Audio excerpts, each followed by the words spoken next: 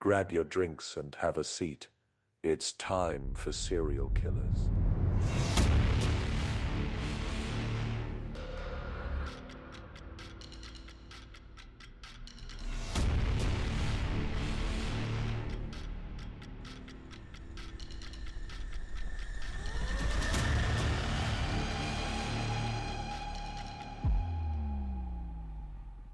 Hello. Hello. We're here. Yes, we are. I'm T, And I'm Jay. and we are here to talk to you about Serial killers. killers. That's what we're here to talk to you about. And normally we spend a lot of time chit-chatting and talking and bullshitting. But I'm giving you a preview. This is 8 pages of research. Yeesh. So I'm going to try to get it all together into one episode for you. But because of that, we're going to skip over all the bullshit and we're just going to get right into our typical episode. What are we drinking? Starts out with what we're drinking. So Jay, what are you drinking? Well, I am drinking pomegranate juice because it's good for heart health. Gross. And I like pomegranates, so Gross. that would be I drinking today.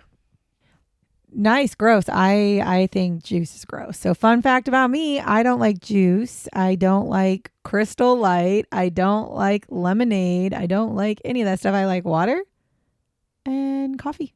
Flavorless individual. And iced tea with nothing in it. I'm very boring. So I am currently drinking, because it was almost 90 degrees out today, I'm drinking an iced tea with nothing in it. No sugar. Besides dirt. No honey. Just dirt. No nothing but some ice. And of course, the fancy ice. Gotta love that cubed ice. It's not cubed. Or what do you... it's fancy. I don't know what you want It's to fancy call cubed it, ice. I guess. So here we go. We're just going to get right into what we're talking about this week, which of course is a serial killer. And this is really interesting because last week, if you remember, we talked about Dr. Linda Hazard, who was the woman who killed. And I said, I don't really know for sure if she purposely meant to kill people. I said that she might be like accidental serial killer because she was doing things for profit, right? This week, we are talking about another woman, and her name is Belle Gunness. And Belle Gunness is definitely a serial killer. No way around it. Her nickname was Hell's Belle or Lady Bluebeard. She had 13 to 42 victims. Ooh, that's a spread. Her murder dates are from the 1880s to 1908. She murdered in Illinois and Indiana. Her method of murder? Poison. Strychnine poisoning. Yup. And bludgeoning. And the characteristics, see, now here's where this is why I brought up Dr. Linda Hazard. The characteristics of her murder, she murdered for insurance money and stealing people's stuff. But this is not accidental murders. You know what, though? Back in that time, it seemed to be a trend. Because this isn't the only person we've talked about True. that was killing for insurance money or people's belongings. True. But I just kind of feel like she's the kind of serial killer that is she was killing. I don't think she just killed. I don't think she had a problem killing people. I'll put it that way. I don't think she loved it, but I don't think she was like, oh no, I killed them. No, I think she was like, oh, let me kill them and take their shit. So a little background. Belle Gunness was born, her name was Brynhild Paulsdatter Storseth. She was born on November 11th, 1859 in Selbu, Norway. That's why her name is different. She was the youngest of 8 children. And honestly, there was quite a few conflicting stories about her childhood, so I chose not to share them because I couldn't find anything that was solid the same. And again, for those of you that don't understand how I research, I typically at any given time have 8 to 10 resources, and I will read. And as long as I have, I'd say 4 out of the 8, so half, as long as half of the resources have the same story, I'll tell you that. But I couldn't find that. I couldn't find very many matching stories. So I just decided we're going to not talk about her childhood because I don't want to give out false information and I don't know. But I will tell you that at the age of 14, she did work for a neighboring farm while she was living in Norway, and she would milk and herd the cattle.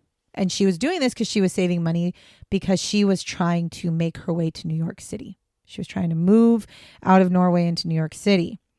And again, since I couldn't find anything, honestly, that was very consistent about her childhood, I can tell you one story I found that was written in multiple of my resources. It's the only story I could find of her childhood. So in her youth, again, the age is varied. So I'm not even going to tell you her age because the age range varied of when this happened to her. But in her youth at some point, she had attended a school dance, as people do. She happened to be pregnant at that time. There was a man that was at this school dance and he attacked her at the dance and kicked her in the stomach. I do not know if the man knew she was pregnant. I do not know. I just know this is the story. She ends up miscarrying this baby. Now, the man who attacked her, he came from a fairly wealthy family in the area, so he was never held accountable for the assault on Brynhild. Now, people also claimed that after this miscarriage, her attitude changed after this specific incident. Like she went from being just like a girl to more like a hardened, less happy person, which, hey, I don't blame. However, the man who did this to Brynhild ends up dead not too long after the attack. And the thing they said that killed him was stomach cancer. From strychnine. So let's just remember that she poisoned her victims. I'm just throwing that out there. Now in 1881, she does move to the United States. And it's during her time processing at the immigration point in New York that she changes her name to Belle. So she goes from Brynhild to Belle. She then goes to Chicago where she goes to live with her sister Nellie. Now Nellie had come to the United States years earlier and she was married and they had been living in Chicago. So she spent quite a lot of time living with her sister and her brother-in-law in Chicago. While she was there, she worked as a domestic servant so that she could make some money. She then goes on to get a job at a butcher shop. Now it cracks me up because back in the day, you got to remember, this is 1881. How many women were working in butcher shops? By the way, she was not the counter deli or the counter clerk. She was one of the butchers. She literally was cutting and butchering the meat. So it was said that Belle ends up to be about a 5'9" and a little over 200 pounds. Very strong woman. And to be honest, some of the reports claim that she was over 250. A large woman, if you will, and very fucking strong. Mind you, she started out as a cattle herder and at 14 years old, and she ends up being a fucking butcher.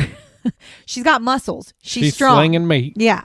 So in 1884, Belle marries a man named Mads Didlev Anton Sorensen. Now, 2 years later, the couple opens up a confectionery store, so like a candy store. I swear to God, every time I do these stories in the 1800s, everybody owned some sort of a store. Grocery store, butcher shop, candy store. That's how whatever. It was then. just how, I don't know how they all got the money to open these damn stores, but they did. However, this store is not very successful. And within a year, the store burns to the ground. Now, Belle tells the insurance investigators that the building had burned down because a kerosene lamp had kind of exploded in the shop. However, no lamp was ever found in the shop. They did get the insurance money, though, from the business, and they end up using this insurance money to buy a home for themselves. I would venture to guess that was the beginning of insurance fraud. Now, the couple goes on to have 4 children. Now, it is said in multiple sources that the children were foster children because nobody ever saw her actually pregnant. Like, nobody saw her ever physically pregnant. So they believe that all the children were foster children. But I am going to point out that some women carry babies and you do not even know. They just look a little chunky. I was going to say, especially being that she's already already large women. Right. And especially for that time, 5'9" was tall. I mean, actually 5'9" today still is still tall. considered taller than the average woman. And then on top of it, to be over 200 pounds, you just might look a little chubby. So I don't know if the kids were fostered. So I'm just, again, sharing the information as I find it. Now, these children that lived in her home were Carolyn, Axel, Myrtle, and Lucy. Now, unfortunately, Axel and Lucy die as infants from acute colitis. Now, acute colitis is a digestive issue that includes fever, diarrhea, nausea, and abdominal cramping. And they died as like babies, like little babies, months old. Now, on July 30th, 1900, Mads Sorensen mysteriously dies. So her husband dies. Yes, his name is Mads. I don't know why. M-A-D-S. Mads, okay? Now, it was said that Belle had said that Mads had come home from his work that day and told her that he wasn't feeling very well. She also said that he had been seeing a doctor for a heart problem. So when he came home saying he wasn't feeling very good, she was kind of like, oh, you know, maybe is this something to do with your heart? So she goes and gets him medicine from the pharmacist. So she goes to the pharmacist and says, Mads came home. He doesn't feel good. This could be, I don't know, heart related, but he doesn't feel good. So the pharmacist is like, here, give him this medicine. Hopefully it'll help. So she goes back, gives him the medicine, and he dies. He's dead.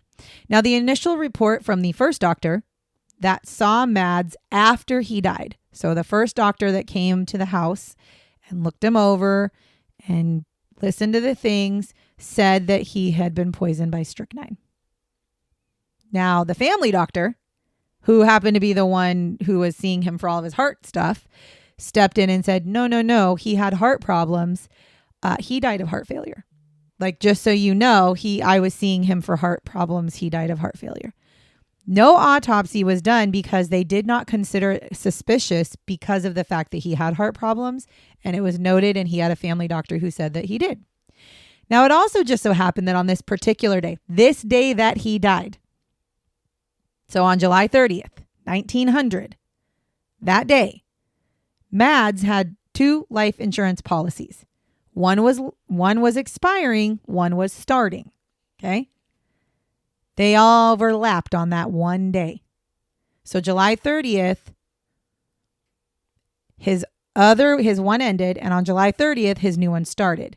Now his older one was a much smaller life insurance policy, and he had gotten a second life insurance policy at the urging of Belle.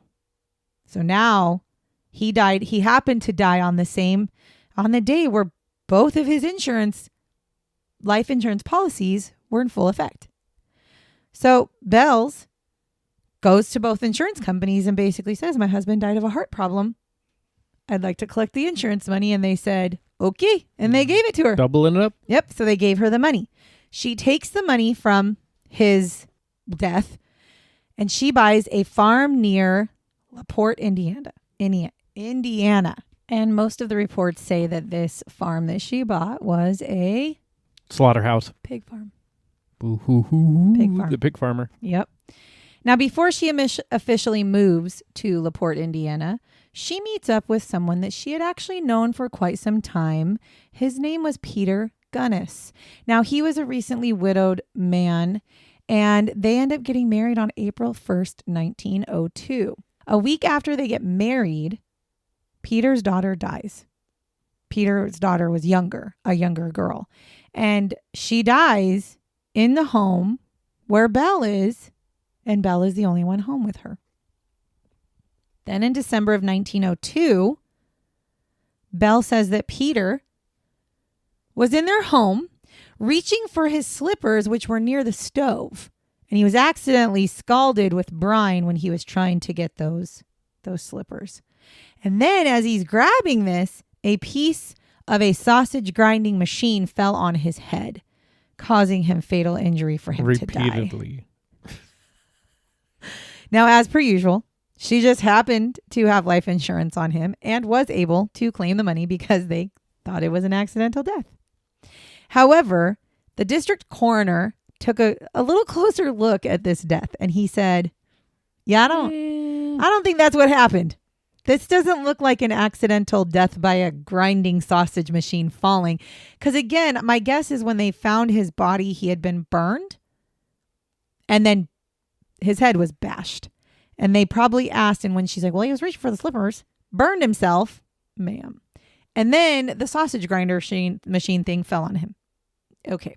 So they decide we're gonna open up an investigation into this because we don't quite think that this is what happens. Well, during this time, while they're doing some investigations, there is a 14-year-old that is living with the Gunnesses at the time. And her name is Jenny Olson, and she was a foster child. They were taking care of her. Now, she apparently went to school and told some kids at school that mama killed my papa. She hit him with a meat cleaver and he died. Don't tell a soul. So she had supposedly gone to school and told her friend this, and her friend goes home and tells her mom this. As she should. Yeah. And so they decide, okay, let's really investigate this. Then they bring Jenny Olson in front of the coroner's jury because the inquest is by the district coroner. They have to have it done through a coroner's jury to see if the coroner's jury finds that this would be foul play, I guess. And then they can look into criminal charges against who they believe it is. So they bring her in front of a coroner's jury and they question her about what she said. And she denied saying it. She's like, I never said that. Like, I don't know what you're talking about. Now, during this time, Belle also was pregnant. She was pregnant. And she was actually able to convince the coroner herself that I'm completely innocent. And again, I don't know the details, but in my mind, the reason why her pregnancy probably got brought up is she probably was along the lines of something like, I couldn't even pick that up off the shelf because I'm pregnant. I don't lift heavy things, whatever. She probably used her pregnancy as a way to be like, I would never, I can't, blah, blah, blah, blah. So she actually ends up escaping any of the charges. So they do not file charges against her. She literally gets away with killing him. And she does go on to have a baby boy. Now, 3 years after Peter's death, Belle is talking to some of the neighbors in her little hood. And one of the neighbors is like, well, where's Jenny? Remember 14-year-old Jenny, who would now be 17. Where is Jenny? I haven't seen her in a while. To which Belle says, Jenny went off to college. She's off to college. She went off to college, No, living she's her not. life. Now, in 1907, a man named Ray Lanfear is hired by Belle as a farmhand. Now, she had also, during the same time, so she hires him as a farmhand. And then while she's doing that, she is also placing ads in the matrimonial columns, the Lonely Hearts, like the Lonely Hearts. Yeah. In the matrimonial columns of the newspapers. And she's literally like asking for basically a new husband is what she's asking for. And she receives a lot of responses with these ads. One of them was a man named John Moe. Now, John Moe is from Minnesota, and he actually owned his own property and stuff in Minnesota, but he decides he's going to go to her farm and visit her. He brings with him $1,000 as per their agreement because he's trying to help her pay off her mortgage. So their agreement is you're going to come here and we could be married, but you got to give me money towards my mortgage so that I know that you are just as well off as I am or whatever. However, within a week of him showing up at the property, he disappears. He is never seen again. Then there's George Anderson. So George Anderson, he comes from his own farm in Missouri. He comes to visit her. Now, she also has an agreement with him that he would pay off her mortgage, completely pay off her mortgage on her farm as long as they got married. So their agreement was, you come here, we get married, you pay my farm off. It's like a business deal. However, he said that when he got there, hung out with her, met her, whatever. Later that night, he said that he woke up and Belle was standing over him as he's sleeping. And she had a very strange look on her face. And he literally jumped out of bed and ran back to Missouri, never to come back to her again. Fair. Yes. Good choice. Next, there was Old B. Budsberg. Now, he was an older man and he was an older widower from Wisconsin. And he was last seen alive in a local bank in LaPorte on April 6, 1907. He was mortgaging his farm back home for several thousands of dollars. So you can only imagine he's probably mortgaging his home to pay off her fucking home. Now, when his sons cannot get a hold of him, they've been trying to get a hold of him because they know he goes to visit Belle. They cannot get a hold of him. They end up contacting Belle herself. And they basically ask her, like, have you seen our father? We don't know where he is. Last we knew he was coming to visit you. Have you seen him? And she's like, no, he never even showed up here. I have no idea where he could possibly be. So throughout the time of 1907, multiple men came to the farm and never left. Disappeared. Multiple. Again, we're talking like 30 and 40. Right. Okay. Now, in December of 1907, Belle receives a letter from a man named Andrew Helgelin from Aberdeen, South Dakota. Now, he travels to her farm in January of 1908, and he took with him $2,900, $2,900. You got to remember, 1907, that's a lot of money. And this was his life savings. He was going to be giving it to Belle. Well, a few days after his arrival, he is actually seen with Belle at a bank depositing money. Obviously, his money that they're depositing into her bank account. A few days later, he disappears. Now, during all of this time, Ray, the farmhand, the one she hired, has now fallen in love with Belle. I don't know why I don't know why Belle's not picking up on the cues, but whatever. But the thing is, he becomes a problem because every single time somebody would show up to meet with Belle, he would get jealous and there would be problems. So Belle ends up firing him on February 3rd of 1908. She basically is like, you're ruining my life. I can't get a solid ass husband because you continue to, what are we going to say? Cock block. You're ruining my game. Now, a few days after she fires him, she goes to the courthouse and she makes a claim that he is a menace to the public and that he is not of right mind, that he is crazy. He should not be allowed to be out in public. So this leads to him basically being arrested, and they give him a sanity hearing where he is actually found to be of sane mind, and so he is let go. Now, after this, she then goes to the police station a couple days later and says, Ray has been on my property multiple times. He has been threatening me. He has been threatening my family.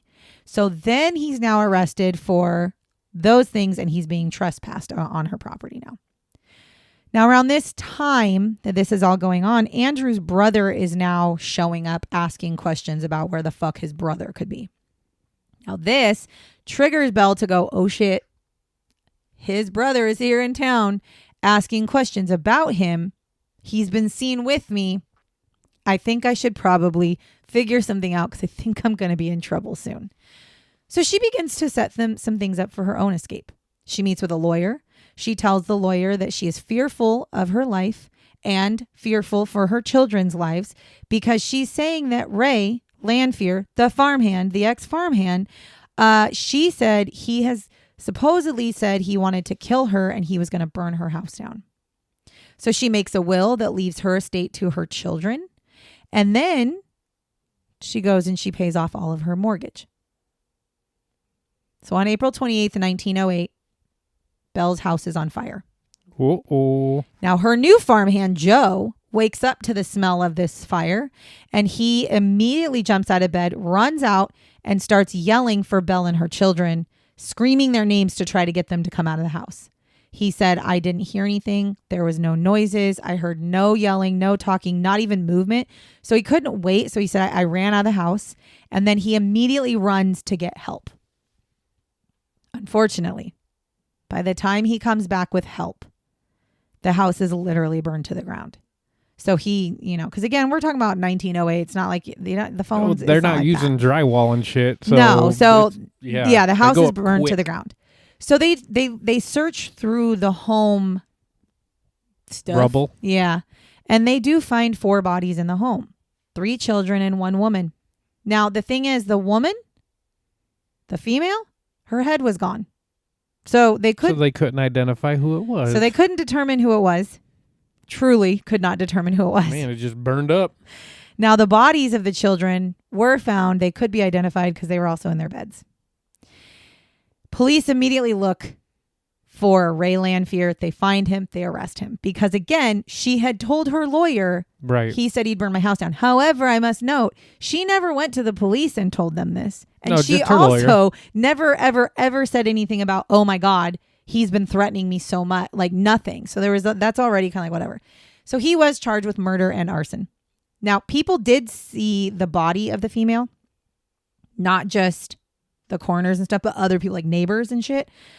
They saw the female body, and they said, all of them, there's no way that's Belle.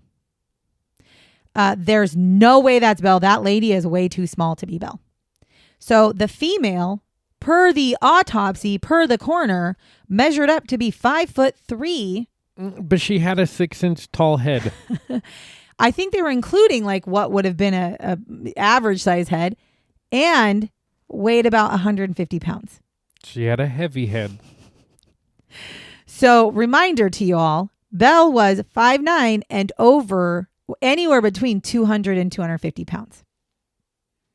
So, by the way, and I know some people are like, but her body was burned. No, they based this shit off the bones, not the weight, but the bones. Like you could put the bones together to recreate the body, and you can figure out how, bone length is going to tell you how tall that person was as well. You can, that's the thing. So her bones were not the bones of a 5'9" person. It would be the bones of a 5'3" person. They also checked the stomach contents of the female body. Now, obviously they were not burned to the point where you couldn't do these things, or they would have not gotten stomach content, right?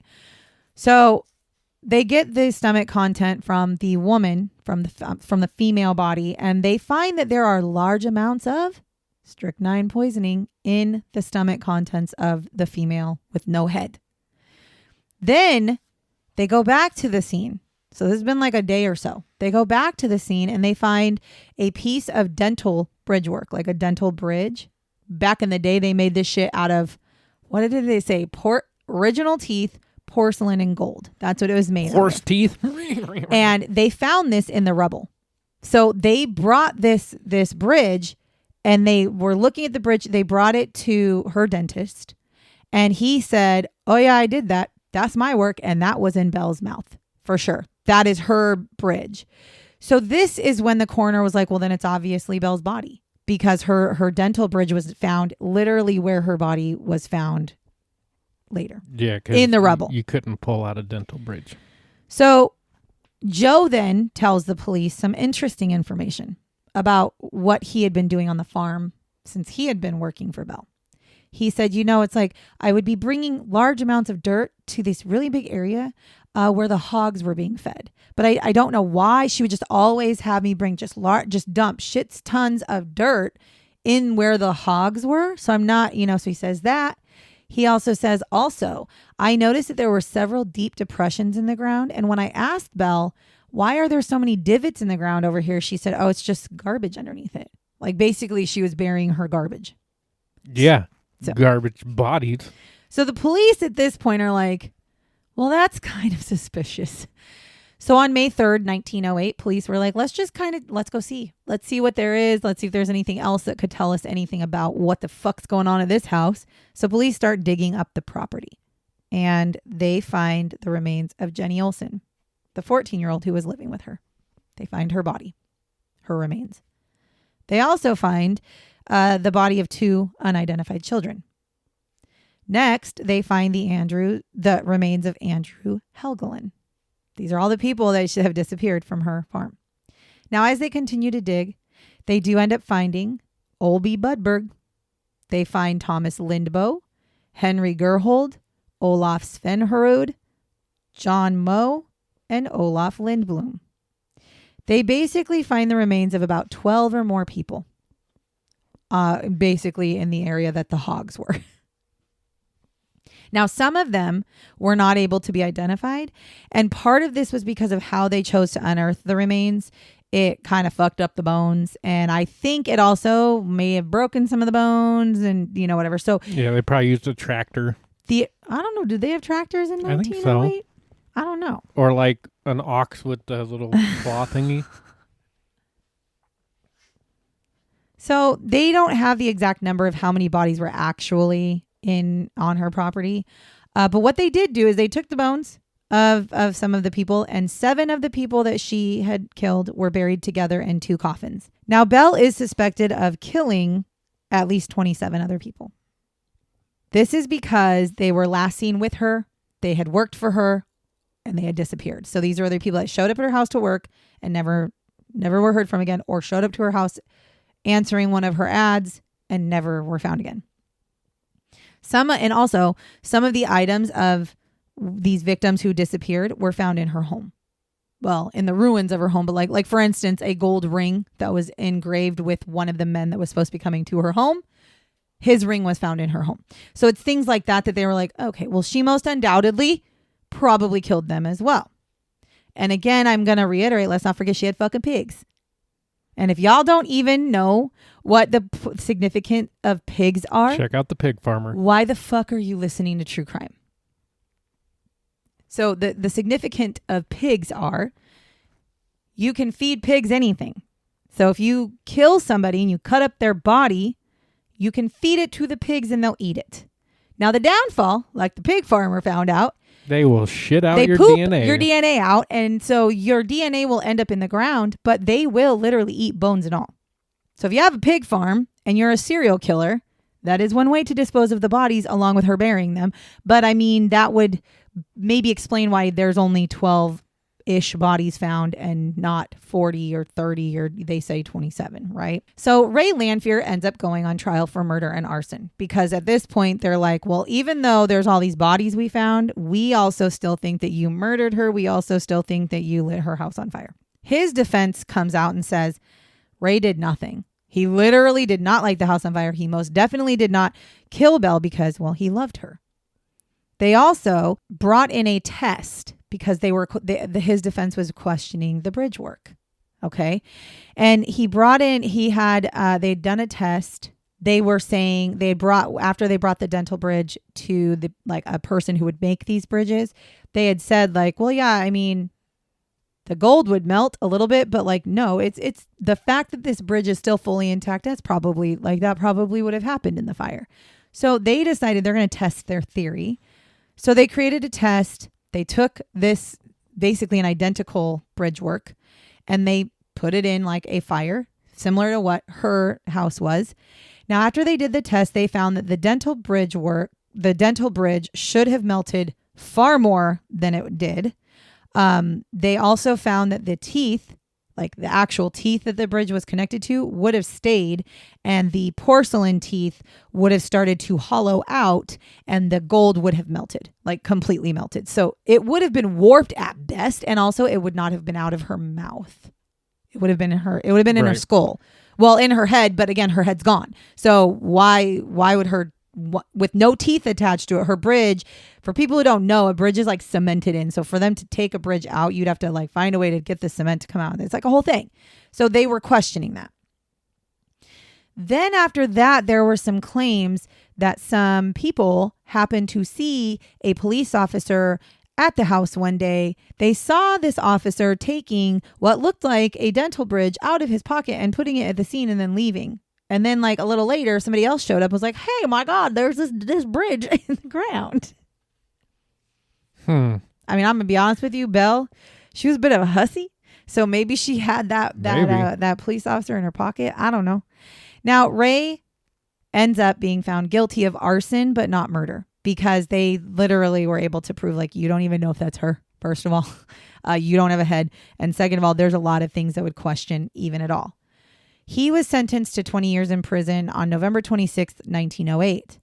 However, he ends up dying December 30th of 1908 of tuberculosis. So he was only in prison for a month. Now, he tells the reverend that is with him on his deathbed. So as he's dying, he's got this reverend who's there. He tells the reverend, I did not kill anybody. I never killed Belle. I never would have killed her children. I did not kill anybody on that farm. However, I did help Belle bury bodies of men that she killed. He said that she would charm her suitors to come to her home. She would feed them food. Then she would drug their coffee. Then she would either strike them on the head with a meat chopper, or sometimes she would wait until they went to bed, where she would chloroform them while they were sleeping and kill them. She would then use different forms of getting rid of the body. She would bury them, which Ray would help her with. They found a bunch. She would chop them into pieces, feed them to her hogs. So he tells this to the reverend. He also tells the reverend that the woman that was found in the fire was most definitely not Belle, and that it was actually a woman that Belle had lured to her house, promising her a housekeeping job. He said once the woman got there, she was drugged, she was killed, and that her head was chopped off, and it was sitting in the bottom of a swamp because Belle had thrown it into the swamp with weights attached to it. He also said that Belle killed her children with chloroform and smothering in their beds. He then admitted to agreeing to help her escape. So he's basically saying, this is what she was planning on doing. I was her help. I was supposed to meet up with her. So she killed these people. She killed her children. She killed this woman, lit her house on fire. Then I waited for her at our meetup point. And then I was going to help her escape out of town.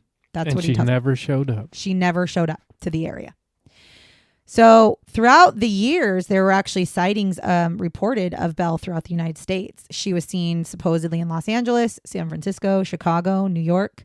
And in 1931, there were reports that she was living in Mississippi. Now, a woman was arrested in 1931, and her name was Esther Carlson, and she was arrested for poisoning a man. Now, many claimed that it was Belle because they saw her and they knew of Belle, and they said that is literally the same woman.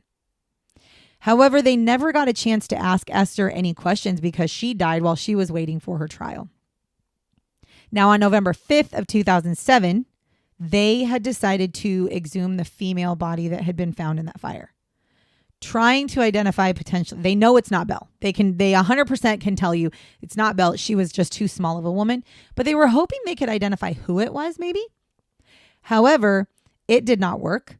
They could not identify the body. There was not enough DNA for them to be able to do these things. So to this day, that female body has never been identified. But couldn't they have, well, I don't know, she might have been cremated, but couldn't they take the body of Belle and... They don't have the body of Belle. Or whoever, Esther, and see if it was they Esther or Belle? They probably could have. And to be honest with you, that's actually a really good point. Maybe they've never thought of it, but they probably could have. And even 1931, they probably could still today. They could actually probably exhume her body and do like a DNA test on her. Be able to put it against to prove it's her? That's true. That's true. You don't really have anything. Yeah. That's true. I guess kids are dead. You can't get DNA and from I think them, that was one of the things that they were trying to do is they had found something that came from her house that had fingerprints, and they were hoping there was DNA in the fingerprints, but they couldn't get it or something. There was something about it. That's what they struggle with. So that's the story of Belle Gunness. And before I give you the shots, I meant to tell all of y'all before you even started listening that I broke every fucking rule doing this episode. Every fucking rule that I have in place, which every rule I have in place is I will not do unsolved and unfinished murders. And this one is motherfucking finished because she's never been caught. You are welcome. Yeah, I literally meant to tell y'all that I actually broke my rules, but when you're doing research and you're like 7 pages in and you find out that they never found the lady, you're like, well, I'm not going to stop now. So the train is going. So I apologize because I promised that I was never going to do Zodiac Killer, or I was never, I'm never going to do the killers that we don't know who they are. Now we do know who Belle is. We do know that Belle was the murderer, but we don't know whatever happened to Belle. She escaped free and clear, and we don't know what happened. And that seems very unfinished to me, and I don't like it. So apologies. However, here are some shots. Both Axel and Lucy. So if you remember way in the beginning, she had those 4 children. Yep. Axel and Lucy were the infants that died. Well, it just so happens that both Axel and Lucy's deaths happen to have the same symptoms as someone who would have been poisoned with strychnine. Weird. Now, Belle and her husband also collected life insurance money from both of those children's deaths. Now, the running tally of money she collected from deaths, I honestly could not tell you because she killed so many people and collected life insurance on so many. But I can tell you for sure that she got anywhere from $5,000 to $8,500 for Mad's death, which is the equivalent to $150,000 to $240,000 today. She got $3,000 for Peter's death, which is the equivalent to $116,000 today. Damn. So just off of her 2 husbands, she got anywhere from $300,000 to $500,000, just depending on the reports you read, So she got like up to $500,000 off of 2 husbands' deaths. Never mind the fact that all of her children that had died at some point had life insurance policies on them. You're living large. Also, am I missing out on something? Because like I don't have life insurance policies on our kids. Do you have a life insurance policy? Mm-hmm. So if you die, I get money? Yep. But why don't we don't have any on our, should we put them on our kids? That's weird, right? I don't know. I've got one on you. No, you don't have a life insurance policy on me because I'm not worth shit. But I mean, you are if you're dead. but I mean, what I'm saying though is like, I'm thinking like how many people back in the 1800s had life insurance policy on their children? I've read a lot of this and I'm like, why?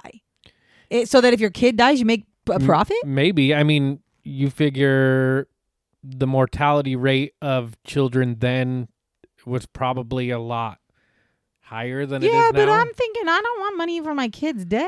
Yeah, it was That's a different weird back then. thing, right? Like for me, I'm looking at both my kids like they're adults.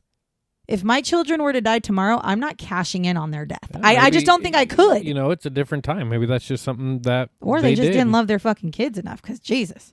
Anyways, so the 7 victims, remember she had the 7 victims who were buried in the same coffins. They are actually buried in unmarked graves in a pauper section of a cemetery because they are unknown. So these 7 are unknown individuals. Jenny Olson and Andrew Helgelin, they were buried in a cemetery in their own graves because they were able to be identified. Now, on top of the bodies that they uncovered at Belle's farmhouse, plus the 27 that the cops believe that she also was involved in, you can add 5 more to that they also have come out and been like, I'm pretty sure she had something to do with this too. Now, according to Ray Lanphier told the police that Bill had killed 42 men in his time working with her on the farm. He buried them all. He helped her get rid of them, so I think he probably has a running tally. Now, it was also reported that while Belle was living in Chicago, so way before she got the pig farm, probably maybe after she married Mads, but maybe after he died. I think after he died. It was reported that she was running a baby farm out of her home. So back then, I don't know what a baby farm would be now. My guess is the same thing. But the baby farm back then, a baby farm was basically meant to be like a foster care system. So like she would just basically take care of babies all the time. During her time in Chicago running this baby farm, 21 babies went missing. Just went missing. Also, why was there no charges brought against her for that? Yeah. Like I don't understand. Crawled away, don't know where he went. Yeah, I don't get that. But yeah, so that's one of the things that I saw. And again, I saw that in like multiple sources. It wasn't just one. So there is a chance that's not true, but I'm just telling you what I got out here. It would not fucking shock me. I'm going to tell you that much. It would not shock me. And my final shot is, this was the advertisement that Belle had put in the Lonely Hearts and matrimonial sections of the newspaper to attract the men. So Jay, you listen to this and you tell me if this was what you read in a newspaper and I was no longer here, would you reach out? All right. Comely widow. Yep, I'm there. Comely widow who owns a large farm in one of the finest districts in LaPorte County, Indiana, desires to make the acquaintance of a gentleman equally well provided with view of joining fortunes. No replies by letter considered unless sender is willing to follow answer with personal visit. Triflers need not apply. No. And for the reasoning that it's just way too fancy talk for me. Listen, she got me with the triflers. I like the triflers. I think I'm going to use that in my Facebook. Triflers need not apply. In my Facebook marketing posts, I'll be like, triflers do not respond. Do not offer. But if you notice, like I said, her advertisement was not like, I'm looking for the love of my life. She was literally like, I'm looking for somebody to join fortunes with me so we can have a, what not successful, what do you call that? Prosperous life. But what she meant was, I want your fortunes. Kill you. I want you to give me your fortunes, and I'm going to kill you. I'm going to go on to the next one. So that is the story of Belle Gunness. And again, she's a serial killer. She's 100%. Not like Dr. Linda Hazard, who maybe potentially didn't purposely kill people. She purposely killed people. So I get the Hell's Bells reference, but the Bluebeard, I'm a little thrown off. So the reason she was nicknamed Lady Bluebeard is because a man that is called like a Bluebeard. Like, we've had actually one other serial killer who was known as Bluebeard. You'll find more, though. You'll find more. And that's because a Bluebeard is a term that is used to describe a man who marries and sequentially murders his wives. So she was called Lady Bluebeard because she's a female. She was a woman who was doing the same thing. Correct. So, I mean, I'd call her a Black Widow. To be honest with you, because that's really what she was. She was really portraying herself as a Black Widow, but we say Black Widow, but Bluebeard, Lady Bluebeard, that is actually pretty common. I've noticed in some of my. I know, but when I think Lady Bluebeard, I'm like thinking of a pirate. Oh, see, when I think of Lady Bluebeard, I think of the bearded lady at the circus.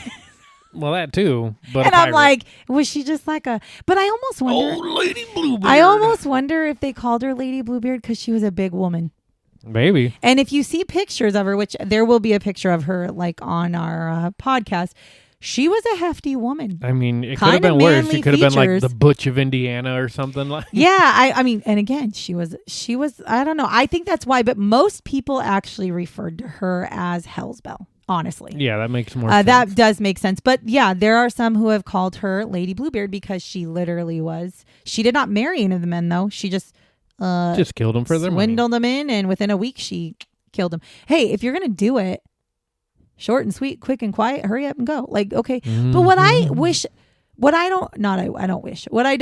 find really strange, what I don't understand is if this was her life and she had Ray helping her bury and all this shit, like why didn't she just partner up with that motherfucker instead of firing his ass? Like why didn't she just, he became a partner in crime anyways, and and after being fired and being arrested, he was like, I got you, babe, I'll help you escape. And every time you say Ray, I think Ray Finkel.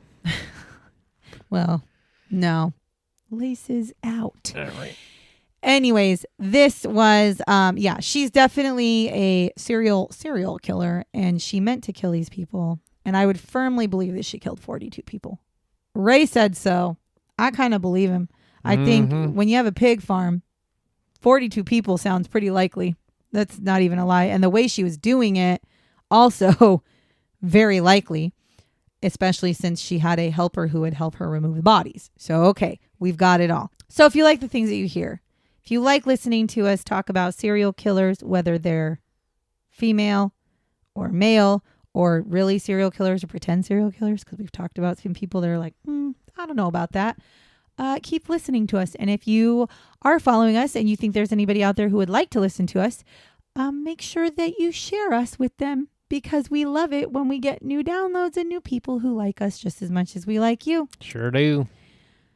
So other than that, I don't have anything else to say to you other than thank you so much for listening to us tell you the story about Belle Gunness, Hell's Belle, and Lady Bluebeard, the woman who killed for profit, for money, on purpose, for reals, like a real serial killer. Until next week, goodbye. Bye-bye. Remember to lock your doors and bar your windows. Until next time.